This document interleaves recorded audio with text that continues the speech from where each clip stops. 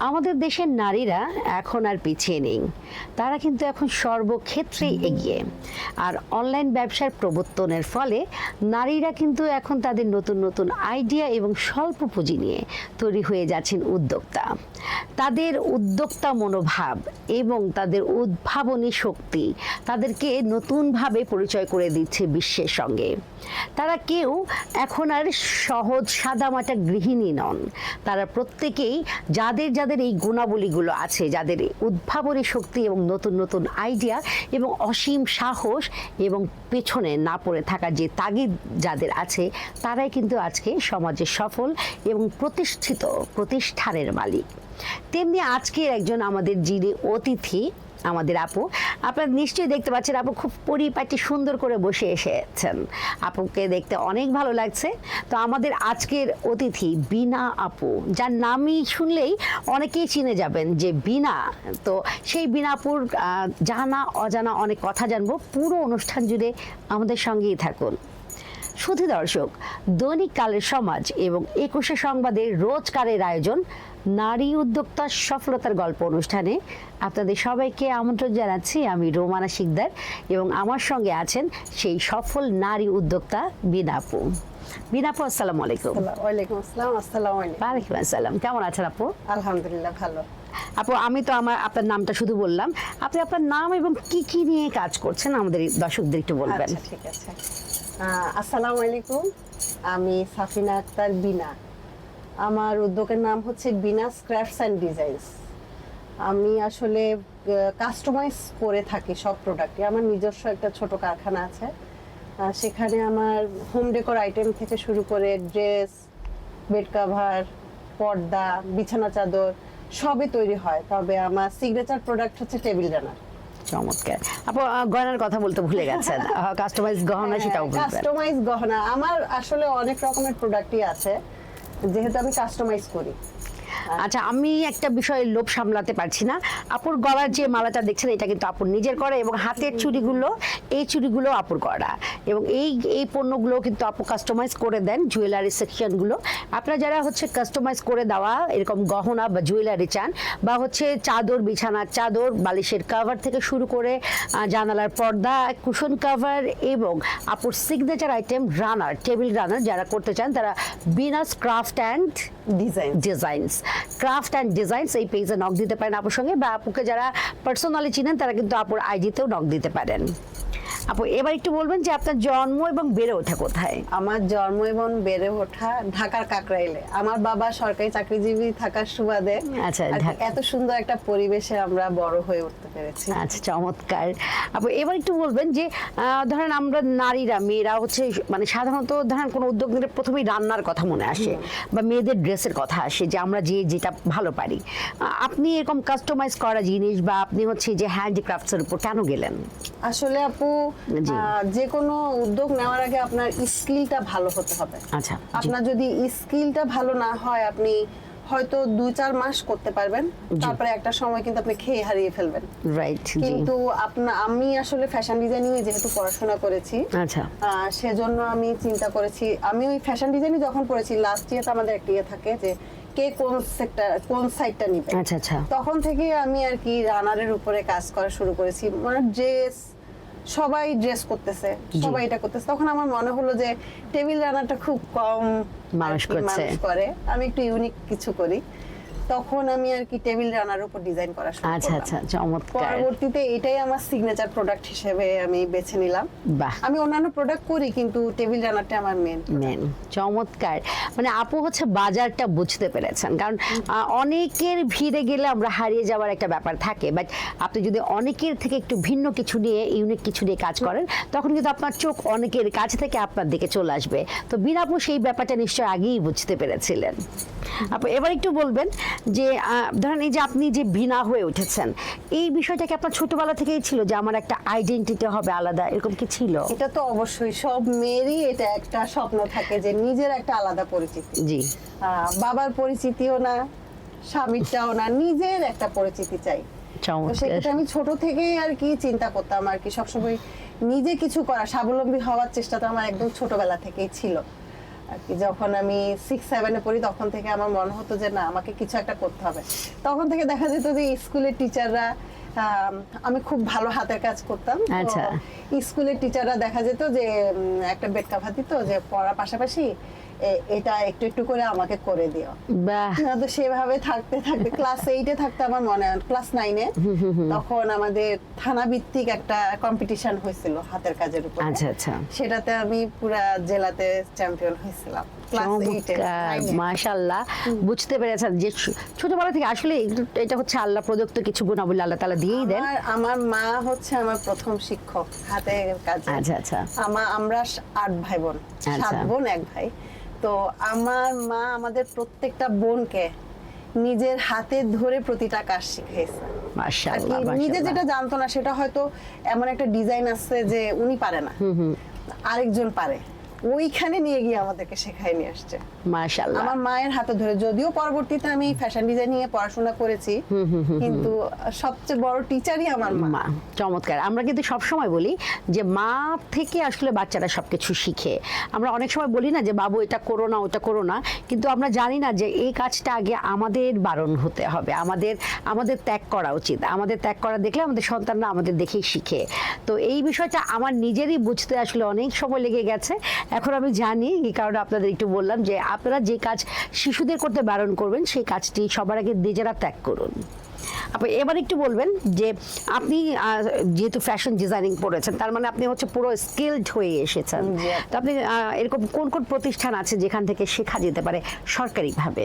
সরকারিভাবে আমার যেটা সবচেয়ে বেশি যে প্রতিষ্ঠানে হাত ধরে আর কি আমার সব পরিচিতি আর কি উদ্যোক্তা হয়ে ওঠা, সেটা হচ্ছে এসএমই ফাউন্ডেশন। আচ্ছা, আর কি এসএমই ফাউন্ডেশন সব বিষয়ের উপরেই ট্রেনিং হয়। আচ্ছা, আর কি প্রতি মাসেই কোনো না কোনো বিষয়ের উপর ট্রেনিং হচ্ছে। আচ্ছা, আর সেটা উদ্যোক্তাদেরকে একটা উদ্যোক্তা তৈরি হওয়ার জন্য যত রকমের বিষয় আছে, আমার মনে হয় এসএমই ফাউন্ডেশনের সাথে যদি যুক্ত থাকে আর কিছুরই দরকার হয় না। চমৎকার বলেছেন, চমৎকার বলেছেন। তার মানে আমার দর্শক যারা আপনারা দেখছেন এই অনুষ্ঠানটি, আপনারা অবশ্যই এসএমই ফাউন্ডেশনে হচ্ছে চোখ রাখতে পারেন। এখন ফেসবুকের কল্যাণে বা হচ্ছে অনলাইন বিশ্ব এখন হাতের মুঠোয়, এই কারণে আপনারা কিন্তু হচ্ছে আপনারা জাস্ট একটা ফোন থাকলেই হবে, একটা স্মার্টফোন থাকলে আপনারা কিন্তু এসএমই ফাউন্ডেশনের সমস্ত খবরাখবর আপনারা জায়গায় বসেই দিতে পারেন। আপনাদের হচ্ছে আগারগাঁওয়ে অফিসে গিয়ে আর জানতে হবে না।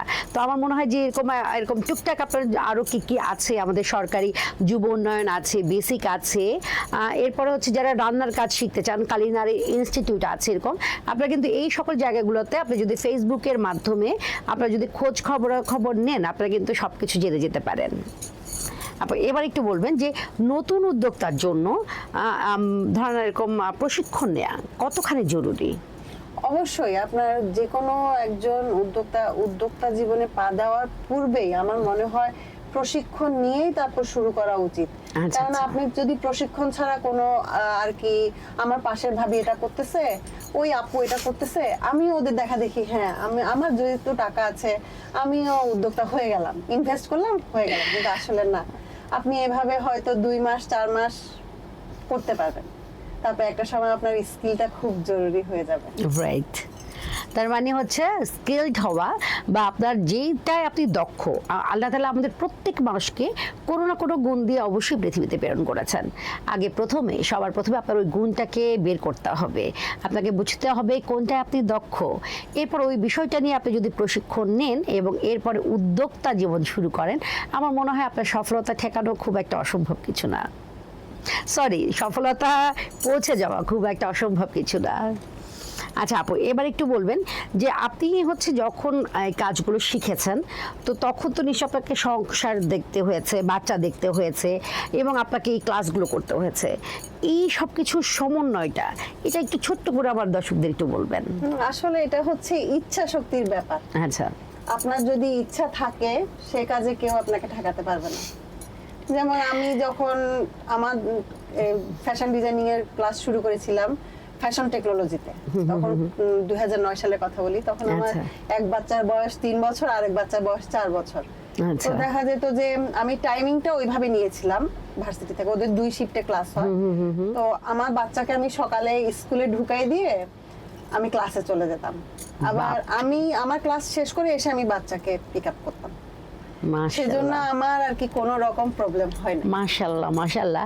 আমরা কিছু গার্ডিয়ানদের দেখি যে বাচ্চাকে স্কুলে দিয়ে আসলে ওখানে অনেক গল্প গুজব করে, এটা আসলে হয়তো বা তাদের ভালো লাগে, কিন্তু আপু ওই সময়টাকে কাজে লাগিয়েছেন, নিজের স্কিলকে আরও বেশি ডেভেলপ করেছেন, নিজেকে আরও নতুন নতুন আইডিয়ার সঙ্গে সম্পৃক্ত করেছেন এবং সেখানে সম্পূর্ণরূপে তিনি সফল হয়েছেন। এবার একটু বলবেন যে আমাদের নারী পুরুষ নির্বিশেষে অনেক প্রতিবন্ধকতা থাকে, আপনার জীবনের প্রতিবন্ধকতা কি ছিল এবং সেখান থেকে আপনি কিভাবে ওভারকাম করেছেন? আচ্ছা, এটা বলতে হলে আমাকে একটু আমার নিজের পার্সোনাল কথা বলতে হয়। আমি আসলে বিজনেসটা শুরু করেছি আমার হাজবেন্ড মারা যাওয়ার পরে। আমি একদম সাধারণ একজন গৃহিণী ছিলাম, অবশ্য আমার স্কিল ছিল। আমি ফ্যাশন টেকনোলজি থেকে যখন আমি ফ্যাশন ডিজাইনিং এর কোর্স করেছি, ওটা শুধু শখের বসে, যেহেতু আমার হাজবেন্ড ডিজাইনার ছিল, খুব ভালো একজন ডিজাইনার ছিল, তো সেক্ষেত্রে আমি আর কি শুরু করেছিলাম, পড়ালেখা করেছি, জেনে রেখেছি আর কি। আমার হাজবেন্ডকে ডিজাইন করতে দেখতাম, তখন আমার মনে হতো যে আমি একটু জেনে রাখি, সেই শখের বসে আমার করা। কিন্তু যখন আমার হাজবেন্ড মারা গেল, তখন তো আমার প্রয়োজন, তখন আর আমার শখ না, প্রয়োজনে আমি শুরু করলাম। তখন যেহেতু আমি বিধবা, আমার মনে আছে যখন আমি একটা কাজ আর কি কোথাও আমি করতে যাব, হয়তো আমি একটু সেজেগুজে, যেহেতু আমি ডিজাইনার, আমাকে পরিপাটি প্রেজেন্টেবল ভাবে যেতে হবে। আমি যদি নিজেই পরিপাটি না থাকি, তাহলে আমার কাজের উপর মানুষের ভরসা আসবে। অনেকে আমি বলতে শুনছি যে আর কি সে বিধবা হয়ে রঙিন কাপড় বা রং ঢং করতে যাচ্ছে। আমি কখনো এগুলাতে ভেঙে পড়ি নাই। আমার কাছে মনে হয়েছে যে আমি যদি বাসায় না খেয়ে থাকি, কেউ তো আমাকে খাবে না, আমি ভেঙে কেন পড়বো? আমি আমার লক্ষ্যে অটুট ছিলাম, আমি আমার মতো করে এগিয়ে গেছি। কখন আমি হার মানতে শিখিনি এখন পর্যন্ত। চমৎকার। মানে একজন নারীর কত প্রতিকূল একটা পরিস্থিতিতে থেকে তিনি আজকের বিনা হতে পেরেছেন।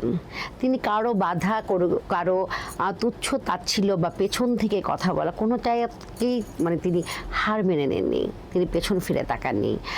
তার অটল বিশ্বাস ছিল তাকে দাঁড়াতেই হবে, তাকে যেভাবেই হোক তার সন্তানদের মুখে হাসি ফোটাতেই হবে, এবং তারই ফলশ্রুতিতে আজকে না থেমে থাকা বিনা আজকে একজন সফল নারী উদ্যোক্তা। এসএবি ফাউন্ডেশনে গিয়ে আপনারা যদি বলেন যে বিনাপু যিনি হচ্ছে এক্সক্লুসিভ রানার করেন, একদমই বিনাপুকে চিনে যাবে। তো এরকম একজন নারীর পেছনে আসলে অনেক কিছু থাকে, একজন উদ্যোক্তা হবার পেছনে আসলে অনেক কাঠখড়, অনেক অনেক অনেক কিছুই থাকে যেটা আমাদের অজানা। আর এই কারণে আমি বলবো, যারা আপনারা উদ্যোক্তা হতে চাচ্ছেন বা নতুন কোনো উদ্যোগ দিয়ে কাজ শুরু করতে চাচ্ছেন, পেছনে বাধা আসবেই, অনেক বাধা আসবে, তারপর আপনার মনোবল যদি দৃঢ় থাকে আপনি এগিয়ে যেতে পারবেন। অনেক ভালো লাগলো আপনার এই সামনে ছুটে চলার জীবনটা। আমার কাছে মনে হয় যে অনেক নারী আপনার কথা শুনে উৎসাহ পাবে। অনেক অনেক ধন্যবাদ। আপনাকে ধন্যবাদ। এবার একটু জানতে চাই যে একজন সফল পুরুষের পেছনে সবসময় বলা হয় একজন নারীর অবদান থাকে। আপনার এই সফলতার পেছনে আপনি এই অবদানটা কাকে দিতে চান? আসলে আমার এই সফলতার পিছনে অনেকেরই হাত আছে আর কি। আমার ভাই বোন বলেন, আচ্ছা, তারপরে আমি আমার 2 বাচ্চাকে সবচেয়ে বেশি ক্রেডিটটা দেব, কারণ ওরা আমাকে এত সাপোর্ট দিছে যে আমি কাজ করতেছি, ওদের খিদা লাগছে না, আম্মু তুমি কাজটা শেষ করো, ওরা ওদের মতো খেয়ে নিত। বাহ, মাশাআল্লাহ। ওরা আমাকে সব ব্যাপারে সাপোর্ট দিছে। আমি কোন একটা কাজে যাব, কোথাও একা পারতেছি না, আমার বড় ছেলেটা আমার সাথে গেছে। তারপরে দেখা গেছে আমার তো আর কি সেটআপ দেওয়া, ব্লকের বিশাল সেটআপ দেওয়া, তো হয়তো আমি ব্লকের কাজ অর্ধেক করে রেখে বাসায় চলে আসলাম। আমার ফ্যাক্টরি আর বাসা উপর নিচ। আচ্ছা আচ্ছা। তো উপর ফ্লোরটা আমার ফ্যাক্টরি, তো আমি বাসায় চলে আসলাম, গিয়ে দেখতাম যে বাকি অর্ধেকটা আমার ছেলে করে ফেলছে। মাশাআল্লাহ মাশাআল্লাহ। আমার সাথে সাথে থেকে অনেক কাজ শিখেছে পড়ালেখার পাশাপাশি, যদি এখন আমার কাছে নেই, কিন্তু ওরা আমাকে খুব সাপোর্ট দেয় মাশাআল্লাহ কিছুতে। তারপরে আমি আরেকটা সবচেয়ে বড় সাপোর্ট দিব একটা মানুষকে, ওনার কথা না বললে না, ওনার জন্য আর কি ওনার প্রতি আমি সারা জীবন কৃতজ্ঞ থাকবো। আমি যেই মার্কেট থেকে কাপড় নিয়ে আসতাম, ওই মার্কেটের কাপড়ের দোকানের মালিক। আচ্ছা। আমার হাজবেন্ড যখন মারা গেছে, তো আমার কোনো আর কি টাকা পয়সা ওইভাবে ছিল না, শূন্য হাতে আমি বিজনেস শুরু করছি। তো ওই ভাই আমাকে বলছিল যে আপা, আমার দোকানটা পুরাটা আপনার, আপনি মাশাআল্লাহ। আপনার মতো করে ডিজাইন করার জন্য যত কাপড় দরকার নিয়ে যান আর কি, কোনো একদিন আপনি আমাকে দিবেন আর কি। মাশাআল্লাহ। ওনার এই উদারতা আজ পর্যন্ত, আমি আজকে এতটা বছর বিজনেস করতেছি, এখনো উনি যখনই কোনো নতুন ডিজাইনের কাপড় আসে বা ভালো কাপড় আসে, সবার আগে উনি আমাকে ফোন দিবেন। চমৎকার চমৎকার। ওনাকে আমি আর কি এই কৃতিত্ব দিতে কখনোই চান। ভুলতে পারবো না যে আচ্ছা। ওনার সাহায্যটা, উনি যে সহযোগিতাটা আমাকে করেছে এখনো করছে। চমৎকার। একজন নারীর আসলে যখন তিনি শূন্য হাতে শুরু করেন, তখন এই ধরনের সাপোর্টগুলো আসলে নারীর মনকে অনেক বেশি প্রভাবিত করে। আমাদের কাছে তখন মনে হয় যে স্বর্গ থেকে আল্লাহ তাআলা হয়তো পাঠিয়ে দিয়েছেন। তো সকল যারা আপুর সফলতার পেছনে যারা যারা ছিল, আপুর সন্তানরা, আপুর ভাই বোনেরা এবং সেই কাপড়ের দোকানের মালিক যিনি ওনার, তার প্রতি অনেক অনেক শুভেচ্ছা এবং শুভকামনা। খুব ভালো লাগলো জেনে যে আসলে আল্লাহ তাআলা আসলে একটা পথ বন্ধ করলে আসলে অনেকগুলো পথ খুলে দেন। তো আপনার জীবন ওরকমটি হয়েছে, আপনি অনেক আশীর্বাদ পুষ্ট আমি নারী। আমার আপু আমার শ্বশুর বাড়িরও সাপোর্ট পাই, আমার ভাসুরও আমাকে অনেক সাপোর্ট করে। মাশাআল্লাহ সবসময়। মাশাআল্লাহ। চমৎকার। একজন নারীর জন্য এই ধরনের সাপোর্ট হলে আর কিন্তু কিছুই লাগে না। শ্বশুর বাড়িতে একজন নারী বাবার ঘরে কতদিন আর থাকে, 20, 22, সর্বোচ্চ 25 বছর বা সর্বোচ্চ 30 বছরই হয়তো বাবা মার সঙ্গে থাকে, তার পুরো বাকি জীবনটা কিন্তু শ্বশুর বাড়িতেই গিয়ে কাটে।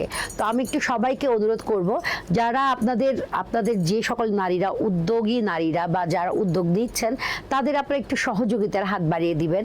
আপনারা প্রত্যেকটা নারী আপনারা যদি একটু পেছন থেকে একটু পুশ করেন বা একটু হাতটা বাড়িয়ে দেন, সে নারী সফলতা নিয়ে আসবেই। আপনার অনুষ্ঠানের শেষের দিকে আমরা ঝটপট কিছু জানতে চাই। সেটা হচ্ছে যে আমরা যখন কাজ করি ঘরে, তখন আমরা হয়তো গান শুনে কাজ করি বা গুনগুন করে গান করি বা কবিতা শুনি কেউ। আপনি আসলে কোনটা করেন? আপু আমি গানও শুনি, কবিতাও শুনি, দুটাই শুনি। তো আমি যে শোনা হয়, তো এখন আমার দর্শকদের একটা কিছু যে শোনাতে হয়, আপনি কোনটা শোনাতে চান? আসলে আমি কবিতাটা খুব পছন্দ করি, যেহেতু আমি বাংলার স্টুডেন্ট ছিলাম। ও আচ্ছা আচ্ছা। তো আমরা তাহলে একটু সেক্ষেত্রে কবিতা শুনতে পারি। অল্প একটু আর কি সাহস করি আর কি। হ্যাঁ হ্যাঁ হ্যাঁ, অবশ্যই। জি তো আমি চন্দন সিনহা রায়ের একটা কবিতা বলি। জি চন্দন সিনহা রায়ের সর্বজয়ী নারী। জি। আমি নারী, আগে বলতাম তোমায় ছাড়া কি বাঁচতে পারি, এখন বলি আমি নারী, আমি একাই সব পারি। আমি রাজ্য চালাই, দেশ চালাই, আকাশপথে বিমান চালাই, বিশ্বটাকে এগিয়ে নিতে মহাকাশে দেই পারি। আমি দুঃসাহসী নারী। আমি তরোয়াল হাতে যুদ্ধ করেছি, হিমালয়ের চূড়ায় উঠেছি, বুকে মাইন বেঁধে ধ্বংস করেছি শত্রুর ট্যাঙ্কার, ধ্বংস করেছি শত্রু সেনার গাড়ি। ভালোবেসে আমি বনবাসে গেছি, দু চোখে আমার পট্টি বেঁধেছি, তুলসী তলায় প্রদীপ জ্বালাই, পরে লাল পেরে শাড়ি। আমি সতী সাবিত্রী নারী। বাহ, ধন্যবাদ। চমৎকার বলেছেন, চমৎকার। কবিতাটা খুব সুন্দর এবং আপনার সঙ্গে আসলে খুব ভালো যায়, এই কারণে হয়তো বেছে নিয়েছেন। এটা হয়তো আপনার পছন্দের একটা না, আমি কবিতা। আপু কবিতা খুব পছন্দ করেন। হ্যাঁ, এই যে আপনি বললেন আপনি বাংলার স্টুডেন্ট ছিলেন, চমৎকার। আপু এবার একটু আমরা জানতে চাই যে আপনার দ্বারা, আপনার এই উদ্যোগের কারণে আপনি কি কারো কর্মসংস্থানের সুযোগ করে দিতে পেরেছেন? হ্যাঁ অবশ্যই আপু, আমার এখানে অনেকে আর কি পেছনে কাজ করে, যেমন বিভিন্ন স্টুডেন্টরা, ওরা আমার থেকে হোলসেলে অর্নামেন্টস নিয়ে যায়, আচ্ছা নিয়ে দেখা যায় যে ওরা ওদের মতো করে সেল করে। এমন অনেক স্টুডেন্ট আছে যারা পড়ালেখার পাশাপাশি বিজনেস শুরু করেছে, ওদের ইনভেস্ট করতে পারতেছে না। তখন আমি বলছি যে 15 দিনের টাইম দেই আপু প্রতিটা আচ্ছা। স্টুডেন্টকে, যে তোমরা 15 দিনের জন্য প্রোডাক্ট নিয়ে যাও, টাকা দেওয়া লাগবে না। 15 দিন পর পর ওরা যে প্রোডাক্টগুলো সেল না হয় আমাকে দিয়ে যায়, আবার নতুন প্রোডাক্ট নেয়, আর যেটা বিক্রি হয় সেটার টাকাটা আমাকে দিয়ে যায়। বাহ, এইভাবে করে চমৎকার। আমার হয়তো আপু আমি সামনাসামনি কাউকে ইয়ে করতে পারতেছি না, কিন্তু আমার পেছনে থেকে অনেক মানুষ আর কি এভাবে কর্মসংস্থানের business সুযোগ করে দিয়ে। করতেছে। আচ্ছা আচ্ছা, চমৎকার। তো আপু কবিতা অনুযায়ী দেখেন, আমি নারী আমি সব পারি। তো একজন উদ্যোগী, একজন উদ্যোক্তার জীবনে কিন্তু একমাত্র সম্ভব যে আমি চাকরি করব না, আমি চাকরি দিব। এবং আপু কিন্তু তার প্রমাণ দিয়েছেন। তিনি বিভিন্নভাবে তা অনেকের কর্মসংস্থানের সুযোগ করে দিয়েছেন। হয়তো স্টুডেন্ট যারা আছেন তাদেরকে হচ্ছে হয়তো তাদের হাত খরচের টাকা উঠতে সাহায্য করছেন। করছেন বা কাউকে হচ্ছে তিনি তার যিনি ব্লগ করেন বা তার কাজে যারা সাহায্য করেন তাদের কিন্তু সরাসরি তিনি কর্মসংস্থানের সুযোগ করে দিয়েছেন। ওরা তো আছে, ওই ওয়ার্কারদের কথা নাই বা বললাম, ওদের কথা তো বলার কিছুই নাই। ওরা না থাকলে আজকের আমি তৈরি হতে পারতাম না, Right. সত্যি কথা যেটা। তো আপু এটাই আপনি একজন নারী হয়ে আপনি 4-5 জন মানুষের কর্মসংস্থানের সুযোগ করে দিতে আমার পেরেছেন। 6 জন আচ্ছা কর্মচারী আছে, আচ্ছা আচ্ছা ঢাকার বাহিরে ঢাকার ভেতরে, যাদের হাতে আমি সবসময় কাজ করাই। আচ্ছা আচ্ছা আর কি। চমৎকার। তো বুঝতেই পেরেছেন যে একজন নারী হয়ে একজন উদ্যোক্তা হয়ে তিনি 6 জন মানুষের সরাসরি 6 জন মানুষের কর্মসংস্থানের সুযোগ করে দিয়েছেন এবং পাশাপাশি তিনি হচ্ছে স্টুডেন্টদের জন্য কিন্তু সুযোগ রেখেছেন। তিনি বিনা টাকায় 15 দিনের জন্য পণ্য বা জুয়েলারি তুলে দিচ্ছেন, তারা সেটা বিক্রি হলে টাকা দিচ্ছেন এবং বাকি পণ্য কিন্তু ফেরত দিয়ে আবার নতুন পণ্য নিতে পারছেন। তো এরকম মানবিক নারী আসলে আমরা চাই ঘরে ঘরে জন্মাক, তাহলেই হচ্ছে আমাদের প্রথমে সমাজ, এরপর দেশ উন্নত হবেই। আপু এবার একটু জানতে চাই যে আমাদের ধরেন আমরা যখন হচ্ছে মানে প্রশিক্ষণকালীন সময়টা, হ্যাঁ, তো প্রশিক্ষণকালীন সময়তে আমাদের বিভিন্ন সরকারি প্রতিষ্ঠান থেকে কিছু অনুদান দেয়, এই বিষয়টা যদি একটু বলতেন। এটা কি আপনি জানেন? প্রশিক্ষণের সময় হ্যাঁ আপু, এটা আমিও পেয়েছি। আচ্ছা, এটা যদি একটু বলতেন। আমি আসলে এসএমই ফাউন্ডেশন থেকে পেয়েছি। আচ্ছা, ফাউন্ডেশনের থেকে জি, ওইখানে আর কি এটা সরকার আমাদের নতুন করে চালু করেছে যে অনুদান দেয়াটা। আচ্ছা আচ্ছা, যারা উদ্যোক্তা হিসেবে আর কি পথ চলছে, যাদের ট্রেড লাইসেন্স সবকিছু আর কি সলিড আছে, আচ্ছা আচ্ছা, আর কি সবাই 50,000 টাকা করে অনুদান পাচ্ছেন।